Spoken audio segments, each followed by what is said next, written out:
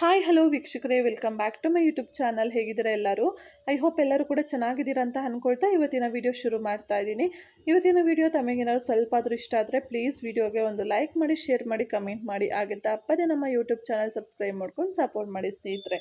ಬನ್ನಿ ಸ್ನೇಹಿತರೆ, ಹಾಗಾದರೆ ಇವತ್ತಿನ ಈ ಒಂದು ವಿಡಿಯೋನ ಶುರು ಮಾಡೋಣ. ಸಂಪಾದನೆಯನ್ನು ಶುದ್ಧಿ ಮಾಡುವುದು ದಾನ, ಆರೋಗ್ಯವನ್ನು ಶುದ್ಧಿ ಮಾಡುವುದು ಉಪವಾಸ, ಸಂಬಂಧವನ್ನು ಶುದ್ಧಿ ಮಾಡುವುದು ಕ್ಷಮೆ, ಸಕಲ ಪಾಪಗಳನ್ನು ಶುದ್ಧಿ ಮಾಡುವುದು ಗುಣ. ಇದು ಬದುಕಿನ ಸೂತ್ರಗಳು ಅಂತಲೇ ಹೇಳ್ಬೋದು.